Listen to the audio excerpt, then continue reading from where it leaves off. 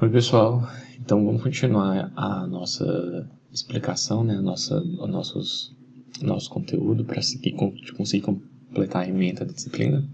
O próximo capítulo aí que a gente vai começar a estudar é o capítulo 7. Então a gente começou a sair do microscópio no último capítulo, no capítulo 6, e a gente viu os ensaios e as propriedades que a gente poderia tirar desses ensaios. E a gente começou a ver uma relação entre o que a gente viu do microscópio, né, do microscópico, que é da rede cristalina, das discordâncias, deformações, e a relação com as propriedades mecânicas. O capítulo 7 ele também vai fazer essa relação.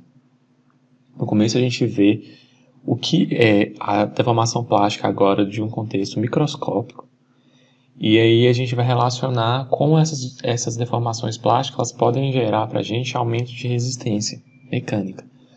Eu até comentei esse efeito em alguns momentos durante a disciplina.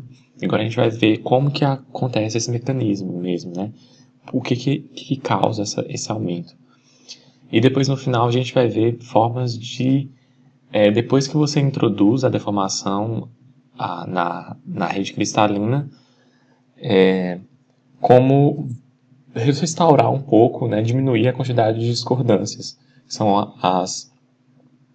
que são fenômenos que acontecem, né? Então tem a recuperação, a recristalização e crescimento de grão.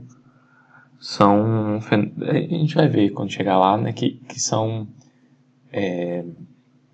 fenômenos e técnicas que a gente utiliza para restaurar algumas propriedades originais, né? Ou pelo menos aumentar, já que quando você introduz um grande número de discordâncias na rede cristalina e faz um trabalho, uma deformação plástica, apesar de você aumentar a resistência, você vai ter uma redução de outras propriedades, como tenacidade e... como tenacidade. Tenacidade é suficiente aqui para a gente relacionar, que está relacionado ao alongamento do material. Certo? Ele vai ficar mais frágil. Ao mesmo tempo que ele aumenta a resistência, ele fica mais frágil. É a ductilidade, né? Lembrei da outra propriedade. Como ductilidade e tenacidade. Então, aqui tem a imagem que ele apresenta no início do livro, né? É até como se fosse uma motivação para estudar o capítulo.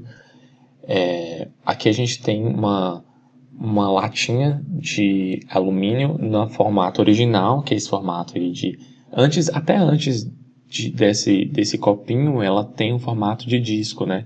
Na disciplina de introdução à engenharia eu passei para vocês, eu acho que alguns lembram, um vídeo de como é feita essa latinha de alumínio, esse corpo, e aí lembra que ele é formado a partir de um disco mais espesso.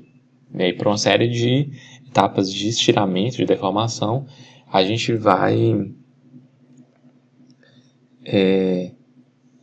chegar nessa lata de alumínio deformada aí, com a parede mais fina, né? Ela foi deformada até chegar nessa parede mais fina.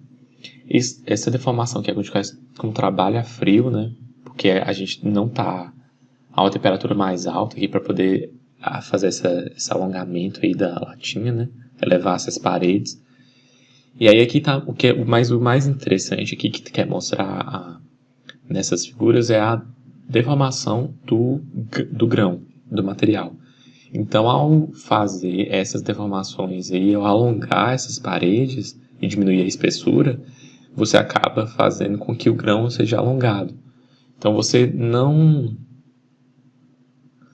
os grãos eles vão ter mais ou menos a mesma largura, mas eles vão ter uma altura diferente por conta dessas deformações aí. Certo? E aí aqui tem um metal passando por dois roletes, né? Então ele está sendo estirado aí. E aí mostra como esse contorno de grão muda, como o grão muda antes aqui, depois de passar por esses rolos, né? Depois de sofrer esse trabalho. Então os grãos aí ficam alongados e distorcidos. Ok? Então é isso. Então vamos continuar para continuar a introdução aqui, né? Então, lembre que a gente viu uma das grandes diferenças, né, que eu espero que vocês tenham fixado aí na mente, é a diferença entre a deformação plástica e a deformação elástica. Lembre que a deformação plástica era quando você não atingiu o limite de escoamento do material e quando você retirava a carga, o material ele voltava ao comprimento original, ao tamanho original. Certo? Já na deformação elástica, você introduzia uma deformação permanente no material. E aí, quando você retirava a carga, você tinha uma contração do material, só que ele não voltava ao tamanho original. E eu falei que a deformação elástica acontecia, vocês retomarem lá, vocês vão ver nos gráficos, acontecia justamente quando tinha a movimentação das discordâncias. Né? E a gente viu as discordâncias no capítulo 4, é o que a gente vai retomar aqui. Esse movimento de discordâncias era o que gerava essa deformação permanente. Você alterava a rede cristalina de forma permanente. Né? E a deformação elástica era justamente esse movimento dessas discordâncias. Aqui, e aí falar de alguns fatos históricos aqui, né? Antes da década de 30 aí, percebia-se ao se fazerem cálculos de que a resistência dos materiais, a resistência de cristais teórica, era muito maior que a resistência medida em laboratório, que é o que eu coloquei como resistência empírica, que é a resistência medida. Então, ao se fazer as contas, lembra que a gente fez contas de densidade, de massa específica no caso, né? Mas eu vou falar densidade aqui só para ficar mais fácil de vocês lembrarem. Da densidade de um material teórico, e essa densidade era bem próxima ao valor medido empírico, ao valor real. Então, por exemplo, a massa específica, ela foi bastante... O cálculo teórico e o cálculo empírico foram muito próximos, né? Então, a teoria e a prática aí estão batendo. Só que para a resistência dos monocristais, a resistência à tração, dava muito diferente. Aí nos anos 30 se introduziu esse conceito de discordância, né, que eram essas deformações na rede cristalina. E isso poderia explicar o porquê dessas resistências teórica e empírica estarem dando diferentes. E aí, nos anos 50, se conseguiu se ver, né, conseguiu visualizar por meio de microscopia eletrônica que havia mesmo essas discordâncias. E aí que explicava a diferença entre essas duas resistências. Então vamos relembrar um pouquinho aqui. Eu coloquei, mas vou relembrar em formato de figura, eu acho que já é suficiente, das discordâncias que a gente viu no capítulo 4. Então a gente viu as discordâncias bidimensionais, né, que eram as discordâncias de aresta, espiral, e a junção das duas, que era a discordância mista. Então, a discordância de aresta, que é essa primeira figura aqui da esquerda, é uma discordância justamente quando eu tenho um pulo aqui, né, vou falar, uma falha de um plano cristalino. Certo? Eu tenho esse plano cristalino aqui, esse plano cristalino, e entre esses dois eu tenho um terceiro plano cristalino. Só que esse terceiro plano cristalino ele não continua ao longo de todo o material aqui. Então, nesse ponto aqui, né, eu vou ter uma discordância de aresta. Percebam que aqui a gente vai gerar deformações na rede cristalina e eu vou gerar tensões, certo? Já a discordância de espiral aí era quando eu tinha... geralmente quando você tinha uma deformação aqui de acordo com o momento, né, aqui no material, né, nessa direção. E aí você tinha, além dessa deformação aqui, desse degrau de planos, ela passava no material em um formato de espiral, né? Vocês vão ver aqui, né, como se fosse esse arco de círculo aqui, certo? Perdão, ela vai passar no material aqui, mas ela não se propaga completamente, certo? Já a junção dessas duas, quando você tem essa deformação aqui do degrau, e aí ela não termina, né? Ela vai se deformando aqui até chegar numa discordância de aresta, você tem uma deformação mista. Né? Vocês podem ver aqui que você tem a deformação do degrau. Nessa imagem aqui do meio, o degrau ele continua, né? Já que nessa imagem aqui da ponta, o degrau ele para justamente na discordância de aresta. Ok, então a deformação plástica é justamente a movimentação das discordâncias. Essa movimentação dessas discordâncias é conhecida como escorregamento. E aí eu vou ter também o conceito que é gerado de plano de escorregamento. Vou mostrar aqui na figura que é melhor. Aqui eu vou ter uma discordância de aresta, certo? Eu estou aqui mostrando a discordância de aresta aqui nesse formatozinho aqui, né? Que é justamente a simbologia para a discordância de aresta. E essa discordância de aresta aqui, ela está movimentando. Percebam que ela estava aqui no plano A e ela foi para o plano B. Esse plano aqui inferior, ao longo de onde a discordância está se movimentando, é conhecido como plano de escorregamento, certo? A gente vai ter esse movimento das discordâncias, da discordância de aresta, até o final, né? Até gerar um degrau aí de escorregamento, certo? Aqui a gente percebe que a gente vai ter uma tensão de cisalhamento, né? Lembra que a tensão de cisalhamento é justamente essa tensão. Lembra que a tensão a tensão de tração, ela era paralela aqui. Paralela não, era para fora do material, né? Já a tensão de cisalhamento aqui, ela vai ser com direções opostas entre si, só que atuando em lugares diferentes do material, né? Em planos diferentes aqui do material. E aí a gente vai ter essa movimentação desses planos de escorregamento justamente por conta de uma tensão cisalhante, tensão de cisalhamento. Os planos o plano de escorregamento, a movimentação da discordância geralmente é em um plano que tem uma densidade de átomos grande, uma densidade planar aí grande.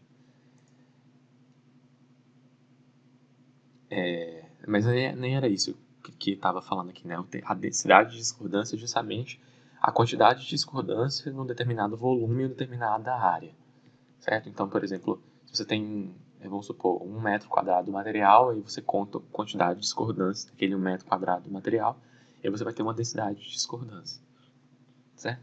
É a quantidade de discordância por volume ou área. Aqui, o movimento de discordâncias, o livro faz uma analogia com o movimento de uma lagarta, né? Você vê que primeiro eu tenho uma deformação aqui, um plano a mais, e esse plano a mais ele vai se deslocando, né? Você percebe que o plano aqui, esse plano da esquerda, ele estava ligado aqui embaixo com esse plano, vamos colocar um plano 1, o 2 e o 3. E aí, o plano A, ele vai se ligar, estou falando errado aqui, o plano 2 e o plano 3 aqui embaixo, o plano 1 e o plano 2 aqui embaixo. Então, o plano 2 ele vai se ligar ao plano A aqui, certo? E aí o plano B vai ficar o plano sobressalente aqui. E aí essa discordância ela vai se movimentando analogamente como se fosse um movimento de uma lagarta, aí, né? Um tapete, uma onda num tapete. Aqui eu tenho uma movimentação de uma discordância de aresta e aqui de uma discordância de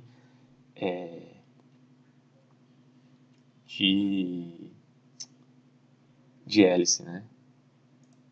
De espiral ou hélice, certo? Aqui embaixo. Então tem também, vocês percebem que no final, o estado final aqui, tanto para movimentação de discordâncias de aresta ou de espiral, vai ser o mesmo, né? Falando em densidade de discordância, aqui tem uns exemplos de densidades de discordância para alguns materiais, né? Assim, para alguns estados de materiais. Então, eu vou ter, por exemplo, materiais que foram solidificados lentamente. Então, se tinha um material que estava quente, ele foi solidificado. lá os grãos solidificando, e aí ao longo dessa solidificação de grãos, por conta de tudo isso, né, a gente acaba tendo discordâncias naturais aí, né, uma presença de discordância natural. E aí vai ser da ordem de 10 a terceira, né, de 1.000 discordâncias por milímetro quadrado. Então, uma quantidade relativamente alta.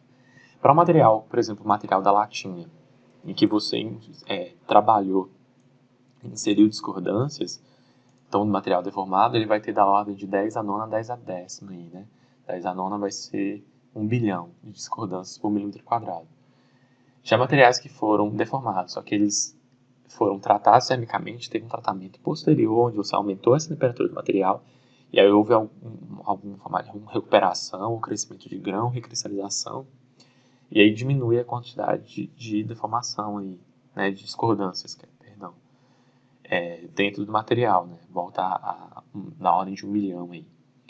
Já se você pega um monocristal, você vai ter em torno de uma discordância, 0,1 discordância por milímetro quadrado. Então, se vocês perceberem a diferença, né, entre a intensidade de discordância para diversos tipos de materiais, aí, estados de materiais, né, deformados ou tratados termicamente. Agora a gente vai ver algumas características dessas discordâncias, né, na rede cristalina. Então, por exemplo, aqui nessa figura, a gente tem uma presença de discordância de aresta aqui. Nessa região verde aqui, vai ter uma tensão no material de compressão. Que percebam o alinhamento desses planos aqui. Então, aqui, como eu tenho um plano a mais entre esses planos aqui, né, se eu chamasse esses planos aqui de A e B, entre esses planos A e B, como eu tenho um plano a mais, esses grãos eles estão ocupando um espaço, mais grãos estão ocupando o mesmo espaço, né? Essa é a ideia. Então gera uma tensão de compressão. Já na rede cristalina aqui, para a parte de baixo, ele gera uma tensão de tração, né? Que é a tensão, como eu tenho mais átomos aqui entre os dois planos, A e B que eu tinha considerado, eu vou gerar uma tensão de tração aqui embaixo. Então a rede cristalina ela fica cheia dessas pré-tensões aqui, né? Dessas tensões aí internas por conta de deformação. Já que a deformação ela insere discordâncias na rede cristalina. Quando há uma deformação plástica, né, então as características aqui, 5% da energia ela é retida. Então altera a energia interna aí do material. E o resto ele é dispersado como calor. Esse fenômeno aqui ele é fácil da gente visualizar quando você pega acho que todo mundo já fez isso, pega um fio de metal e fica deformando ele, né? É como se você deformasse ele para cima e para baixo até quebrar. É o jeito mais fácil de quebrar, de romper, né? De fraturar um fio de metal. Você faz deformações contrárias, né? Você deforma para um lado, deforma para o outro. E quando você, se você segura o material na sua mão, você consegue perceber que o material esquentou, justamente por conta dessa dissipação do calor, por conta da deformação. Você está inserindo energia, né? Porque você está deformando, e essa energia está sendo dissipada na forma de calor. E a gente pode ter esses três tipos de deformação aqui, né? Tipos de tensões nas redes cristalinas, né? Por conta de deformação, compressivas, de tração e cesariamento.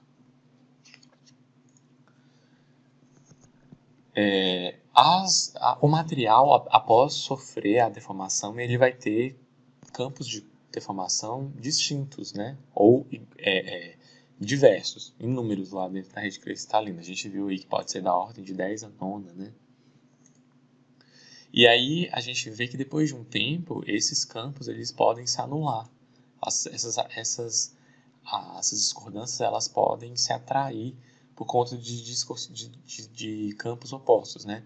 Então, se eu tenho um campo de compressão e um campo de tração próximos, essas discordâncias elas vão caminhar em direção à outra e ela vai anular.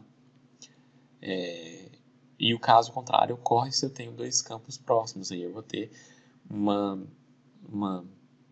tendência aí, né, de repulsão, tá? A movimentação vai ser contrária.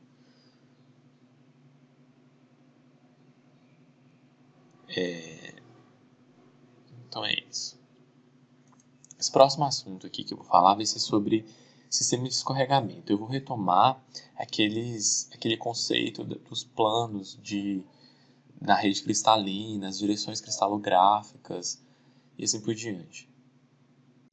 Então, o que é um sistema de escorregamento? O sistema de escorregamento ele vai ser a junção de um plano de escorregamento com uma direção de escorregamento. Então, por exemplo, aqui, ó, eu coloquei esse exemplo. O plano 1, e a direção 1, 0. Então, o que é o plano 1? Lembra que a gente vai ter, né, os eixos, lembra? Z, Y e X. Não é isso? A gente vai ter como é um sistema cúbico aqui, né? A gente vai ter uma distância aqui como uma aresta. E a gente vai chamar ela de 1, né? Porque é a aresta sobre a aresta. A gente lembra que a gente dividia tudo pelo tamanho da aresta, né? Então vai ficar 1. Então essa distância aqui ela é 1, essa distância aqui ela é 1 e essa distância aqui ela é 1. E é justamente o plano é onde intercepta. Era assim que a gente determinava o plano, né? Interceptava aqui x em 1, y em 1 e z em 1. Então esse é o plano 1, 1, 1. Certo?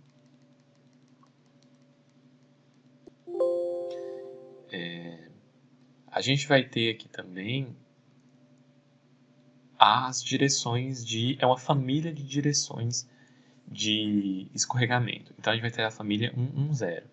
Então aqui no eixo x aqui eu vou ter 1, no eixo y eu vou ter 1. Então essa é a direção. É assim que a gente vê a direção. Certo? Entre o final menos o inicial. Era isso? E em z0, né? Aqui 1, 1, 0.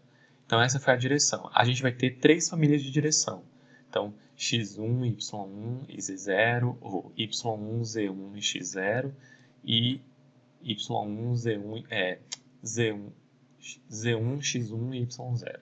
Então são essas 3 direções aqui que estão assinaladas. Então esse é o sistema de escorregamento. Tem diversos detalhes lá, eu recomendo, mas são bem técnicos, eu recomendo para quem quiser acompanhar o livro, acompanhar esse assunto pelo livro, que aí vocês já vão ter a base, né, como eu falei, dessas direções, desses sistemas lá no capítulo 3, eu acho.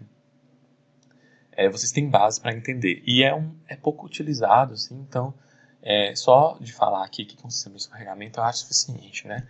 Você vê lá que eles vão para esse planos iguais a esse daqui, a gente vai ter 4 na mesma célula, né? O inverso aqui, para outro aqui, né? A gente vai ter 4. E aí tem 3 direções para cada um, e aí a gente tem 12 sistemas de escorregamento aí para essa daqui é a cúbica de faces centradas, né? Essa rede cristalina aqui. E aí, por que essa rede específica aqui, a 1 que eu estou falando? Porque ela é uma rede que tem uma densidade atômica aí bem grande. É um plano atômico com uma densidade alta, densidade planar aí alta. E é justamente nesses planos com densidade alta que ocorre o escorregamento. A gente chegou a falar de densidade planar, né? Se a gente, ao invés de visualizar assim, a gente colocar esse plano na tela aqui, né? Na tela, no plano da tela, se a gente projetar no plano da tela, a gente vai ter a organização atômica aqui desse formato, né? Então é um plano muito denso, dá para perceber aqui geometricamente pela imagem, certo? Agora que a gente viu esse sistema de escorregamento, né, que os átomos, o material ele vai se escorregar na direção de um plano mais denso, a gente pode estudar os escorregamentos em monocristais e depois em policristais, né? A gente vê como é no monocristal e depois no material policristalino. Aqui no sistema, o que é importante aqui no escorregamento em monocristais? Se a gente tem aqui um monocristal, imagina que esse material é um monocristal, e a gente vai exercer uma tensão de tração aqui. Mesmo que eu exerça a tensão de tração, dentro do material, as tensões internas, vão surgir tensões de cisalhamento. Por quê? Porque o material ele vai escorregar na direção do plano mais compacto. Não foi isso que a gente falou? No plano 1A, por exemplo, do material CFC. Vejam que esse aqui é para o material CFC. Eu tenho diversos sistemas de escorregamento para diversos tipos de rede cristalina. Ok? Por exemplo, um detalhe interessante é que nas redes cristalinas hexagonais compactas, as direções de escorregamento, os planos mais compactos, eles são alinhados com a célula, né? É como se a célula hexagonal estivesse aqui. E aí, ela é típica de materiais mais frágeis, né? Monocristais. Aqui eles vão se romper de uma forma bem frágil por conta disso. Já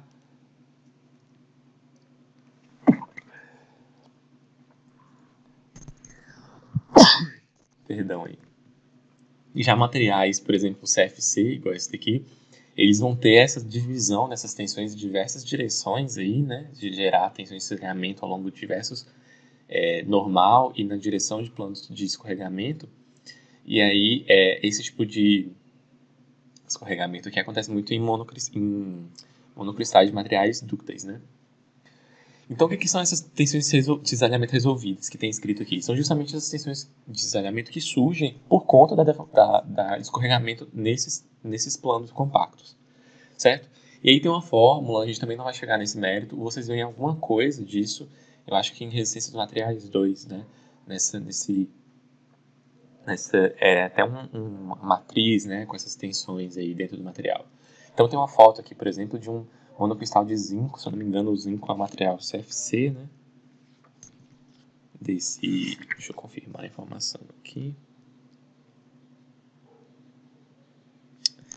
Não sei, não consegui achar aqui fácil, mas você percebe que o monocristal, ele se deformando aí, né, as discordâncias, deformando justamente nos planos de escorregamento aí, né, que são assim, enviesados, né. E aí, o que é importante saber para escorregamento em monocristais, né?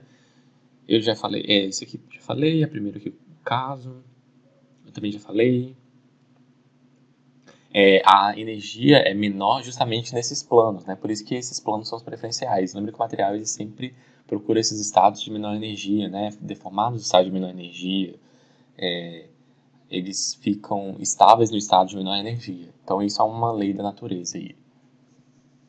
E os planos, eles dependem da estrutura. Eu falei, né? Esse plano aqui ele é tipo de CFC, mas para CCC vai ser um outro plano, outros planos. E para materiais policristalinos. Então, aqui, antes de falar qualquer coisa aqui do que está escrito, né? Vamos observar essa figura aqui. A gente consegue perceber nessa figura aqui diversas direções de discordâncias, né? A gente consegue ver as discordâncias paralelas aqui, tá vendo? Ó? Isso aqui são diversas linhas de discordâncias paralelas, né? Essas imagens aqui de microscópio são muito interessantes para a gente visualizar isso, né? Bem interessante a gente conseguir visualizar. Então a gente tem essa e a gente tem uma outra aqui paralela, paralela não, em outra direção, né? E assim por diante, a gente tem diversas aqui. A gente vai ter aqui